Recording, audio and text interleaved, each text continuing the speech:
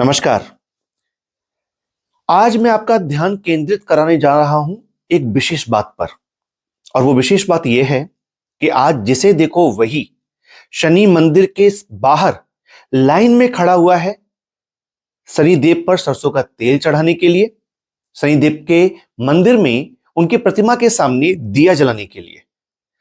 और ये जो सारे लोग शनिदेव के मंदिर के बाहर खड़े हैं लाइन में अपनी पूजा की वारी का इंतजार करने के लिए, इन सबको लगता है कि इनका शनि खराब है। अगर हम अब से ठीक 20 साल पहले थोड़ा दृष्टिगोचर करें, थोड़ा ध्यान दें, तो कितने शनिदेव के मंदिर हुआ करते थे? शायद बहुत ही कम। क्यों? क्या हमारे ऋषियों को या हमारे बुजुर्गों को इस बात का ज्ञान नहीं था? क्या ये सारा का सारा ज्ञान अब 20 सालों के अंदर अंदर प्राप्त हुआ है कि शनिदेव के मंदिर बनवाने चाहिए, शनिदेव की पूजा करनी चाहिए ताकि शनि जीवन के अंदर अच्छा फल प्रदान करें? दोस्तों, बहुत सारे लोगों को यह पता ही नहीं है कि शनि उनके जीवन के अंदर कैसे अपना प्रभाव रखते हैं।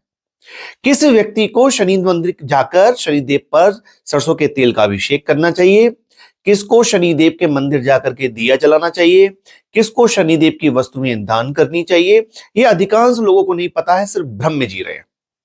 और हो सकता है ऐसा करने की वजह से उन्हें और ज्यादा कष्ट आ रहे हों।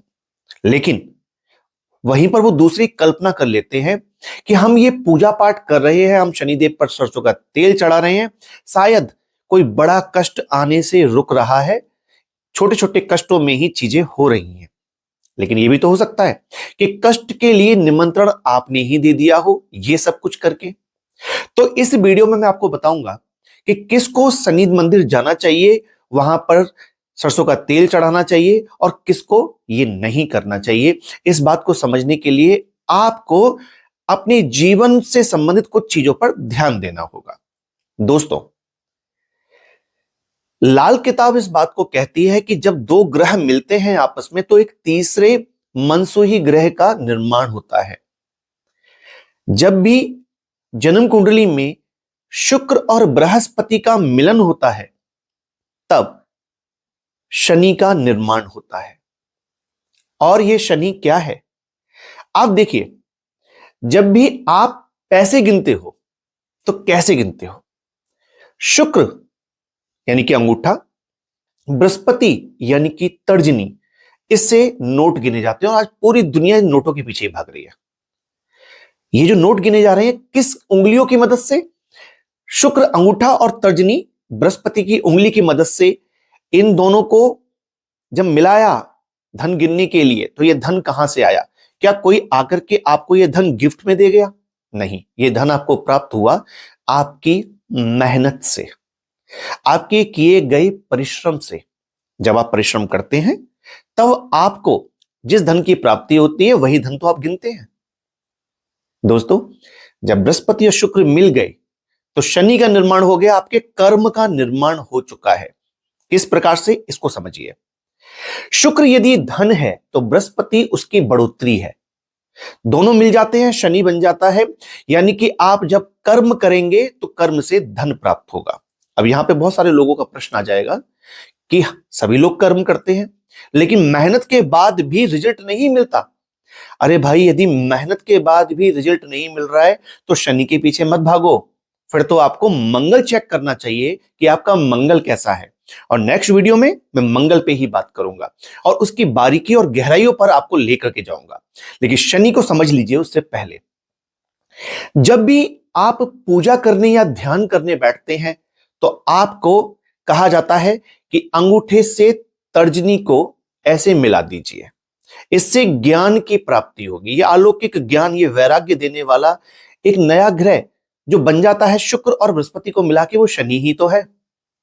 और सबसे अच्छी बात आप ये देखिए कि ये जो ज्ञान है, देखिए जब भी हम किसी पर उंगली उठाते हैं तो कौन सी उंगली उठाते हैं? ये तर्जनी, ये उंगली उठाते हैं ना।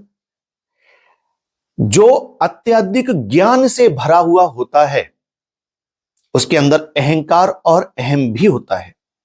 लेकिन जिसके पास ज्ञान भी हो, जिसके पास प्रचुर मात्रा में धन भी हो और वो ज्ञान और धन का रौब किसी को ना दिखाए और अपने जीवन को वैरागी जीवन बनाए, वही तो है शुभ शनि के लक्षण। जब धन और ज्ञान मिलते हैं तब शनि बनता है, तो आपको आपके जीवन को वैसे ही बनाना चाहिए। आप अगर इन 5 उंगलियों को देखेंगे तो इन 5 उंगलियों में सबसे बड़ी उंगली शनि की ही है। परमात्मा ने मनुष्य के निर्माण में ये 5 उंगलियों में सबसे बड़ी उंगली शनि की ही क्यों बनाई? गीता में भगवान श्री कृष्ण कर्म की प्रधानता बता रहे हैं और कह रहे हैं कर्म सबसे बड़ा है और उसका जो फल है वो मुझ पर छोड़ दो। आज हर एक व्यक्ति एक दौड़ में लग गया है कि मुझे सबसे ज्यादा धन कमाना है, मेरा जो साथी है वो मुझसे ज्यादा धन कमा रहा है, मुझे उससे भी ज्यादा धन कमाना है। एक दौड़ चल गई है। आप अपने ज्ञान, अपने परिश्रम से जितना भी धन कमा रहे हैं वह परमात्मा ने आपकी जन्म कुंडली में लिखा है। यदि और अधिक आपको धन कमाना है तो आपको परिश्रम अब दिए गए परिश्रम से ज्यादा करना होगा, तभी आप उचित मात्रा में धन कमा पाएंगे। लेकिन यदि आप बहुत मेहनत कर रहे हैं और उसके बावजूद भी आपको रिजल्ट नहीं आ रहे, तो मंगल को भी देखना पड़ेगा। अब मैं बात कर रहा था शनिदेव की कि किसको शनि मंदिर जाना चाहिए, किसको नहीं जाना चाहिए। देखिए, यदि आपको ऐसा लगता है कि आपके अंदर या आपके परिवार में किसी के भी अंदर यदि ये लक्षण है, तो आपको शनि मंदिर अवश्य जाना चाहिए। पहला लक्षण, जिस घर के कमाऊ लोग, कमाऊ से मतलब जो लोग घर के ऐसे सदस्य हैं जिनको काम करने के लिए, कमाने के लिए, नौकरी के लिए, व्यवसाय के लिए घर से बाहर जाना चाहिए और वो लोग घर के अंदर पड़े हुए हैं, वो नहीं जाना चाहते, हर नौकरी को छोटा बनाकर बता करके छोड़कर बैठ जाते हैं, हर नौकरी में किसी ना किसी की कमी बता देते हैं और घर पर बैठ जाते हैं, जो अपने व्यवसाय पर जाते हैं और जाने के बाद में वहां पर सुस्ती में पड़े रहते हैं, आलस्य में पड़े रहते हैं, अपने व्यवसाय में कुछ तब्दीली नहीं कर रहे हैं, उन लोगों को शनि मंदिर जरूर जाना चाहिए और शनिदेव का अभिषेक करके दिया जरूर जलाना चाहिए।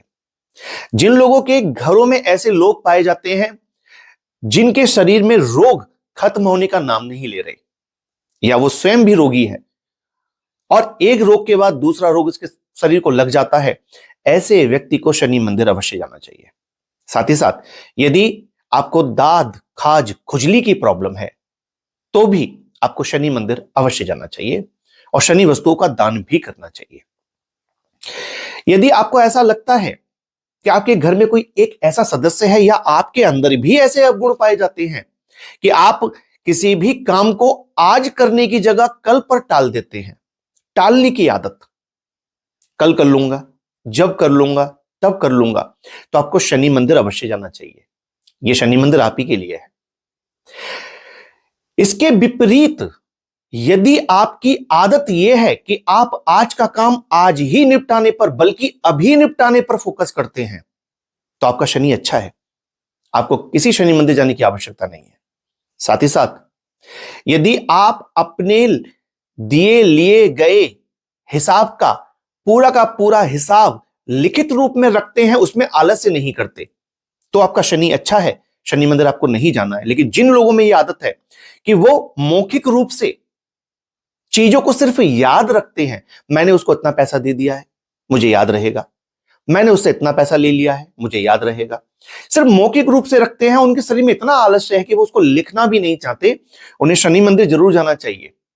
क्योंकि जिसका शनि अच्छा होगा वो लेखे जोखे का प्रॉपर हिसाब किताब रखेगा। मैनेजमेंट के मामले में शनि कहीं भी चूक नहीं करते।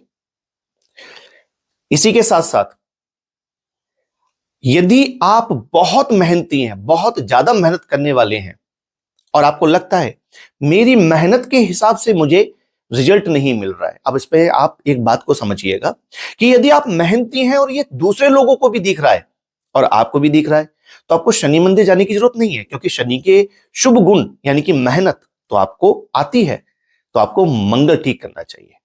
यदि इसके विपरीत आप आलसी हो, चीजों को करना नहीं चाहते, चीजों को टालने की आदत है, तो फिर आपको शनि मंदिर जरूर जाना चाहिए। दोस्तों, शनि मंदिर में भी एक विशेष बात मैं आपको बता दूं कि हमारे ऋषियों ने शनिदेव की पूजा पीपल वृक्ष पर करने की ही सलाह दी। शनि मंदिर में यदि आप जाकर के पूजा करते हैं तो वहां पर आपको ऑक्सीजन प्राप्त नहीं होगी, लेकिन पीपल वृक्ष जो कि 24 घंटे ऑक्सीजन देता है, जब आप पीपल के पेड़ पर सरसों के तेल का दिया जलाने जाते हैं तो वहां पर आपको ऑक्सीजन मिलती है, उस पीपल के पेड़ के द्वारा छोड़ी गई ऑक्सीजन। जब शनि खराब फल देते हैं तो शरीर में ऑक्सीजन यानी कि बृहस्पति की मात्रा घट जाती है, और उसी को प्राप्त करने के लिए हमारे ऋषियों ने पीपल के पेड़ की पूजा बताई ताकि आप वहां जाएं तो अच्छी ऑक्सीजन ले सकें। यहीं पर मैं आपका ध्यान एक और विशेष बात की तरफ केंद्रित करता हूं। जो सूर्य उदय होने के बाद देरी से जगते हैं वो भी तो आलसी ही हैं। इनका शनि खराब है, क्योंकि जो सूर्य उदय होने से पहले जग जाते हैं और थोड़ा टहल लेते हैं, उनके अंदर तो भर भर के ऑक्सीजन होगा। तो उनके अंदर जब ऑक्सीजन इतनी मात्रा में होगा तो उनका शनि खराब हो ही नहीं सकता। शनि उन्हीं लोगों का खराब होता है जो आलस्य को महत्व देते हैं।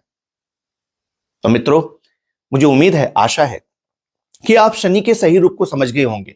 और फिर चलते चलते मैं आपको एक विशेष बात पर पुनः ले जाता हूं कि जब हाथ के अंदर शनि की उंगली सबसे बड़ी भगवान ने बनाई है तो भगवान ने आपको यह बताया है कि अपने शनि को घटाओ नहीं, अपने शुभ शनि को अपनाओ, अपनी मेहनत को अपनाओ, अपने कर्म को जन्म दो, अपने कर्म को अपनाओ। दोस्तों, जब कभी भी माला जपी जाती है उस समय पर इस तर्जनी उंगली को हटा दिया जाता है। क्यों? उस समय पर सिर्फ अंगूठा और ये मध्यमा उंगली, इसको शनि की उंगली कहते हैं, इसी पर माला जपी जाती है। ये ऐसा क्यों है? तर्जनी उंगली जबकि बृहस्पति की उंगली है, इसको क्यों वर्जित बताया? माला को छूना भी वर्जित बताया है कि जब आप जप रहे हो तो इस उंगली से माला के जो मनके हैं उनको छूना भी नहीं चाहिए। कारण क्या है?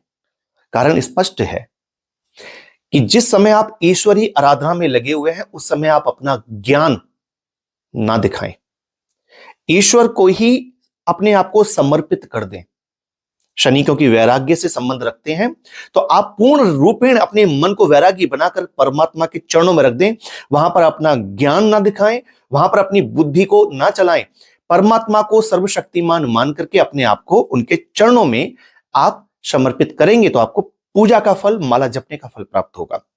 और वहीं पर आप क्या, क्यों, कैसे, ऐसे क्यों, वैसे क्यों, यानी कि अपने ज्ञान, अपनी तर्जनी उंगली को दिखाएंगे या इसका यूज करेंगे तो आप क्या, क्यों, कैसे में ही रह जाएंगे, परमात्मा आपको नहीं प्राप्त होंगे। इसीलिए जब हम किसी पे उंगली उठाते हैं तो हम ये मान लेते हैं कि उससे ज्यादा बड़े ज्ञानी हम हैं। उस व्यक्ति ने गलती की है, उसकी गलती को दिखाने के लिए हम उंगली उठाते हैं। इसका मतलब यह है कि वो व्यक्ति के अंदर बुद्धि कम है, हमें ज्यादा ज्ञान है, इसी तो हम उस पर उंगली उठा रहे हैं। तो यहां पर विचारणीय बात यही आ गई है कि यदि आप शुभ शनि को अपनाते हैं, कैसे अपनाएंगे? आप शनि के कर्म करिए, शनि की जो जीव हैं आप उनका पालन करिए। जैसे कि चींटियां, इनको चुगाइए, मछलियां, इनको दाना डालिए, कौवा, इसको रोटी डालिए। ये शनि के जीव जंतु हैं, अगर आप इनको खिलाएंगे पिलाएंगे तो आपके शनि पॉजिटिव होंगे, शुभ होते चले जाएंगे। यदि शुभ है तो और शुभ हो जाएंगे। लेकिन वहीं आप जा जाकर के सरसों का तेल चढ़ाएंगे, दान करेंगे, तो हो सकता है कि आपको परेशानी का सामना करना पड़े। तो कर्म की प्रधानता सबसे बड़ी है, कृष्ण भगवान यही बोले गीता के अंदर। तो आपको भी कर्म प्रधान बनना चाहिए। तो आशा है मुझे कि इस वीडियो से आपको कुछ प्राप्त जरूर हुआ होगा। आप बताइए आपकी जन्म कुंडली के अंदर आपके शनि कहां बैठे हैं और आपके अंदर किस प्रकार के लक्षण हैं। क्या आप आलसी हैं? यदि हैं तो अपने आलस को छोड़ दीजिए। जल्दी मिलता हूं नई वीडियो में जिसमें हम मंगल के बारे में चर्चा करेंगे। तब तक अपना ध्यान रखिए। नमस्कार।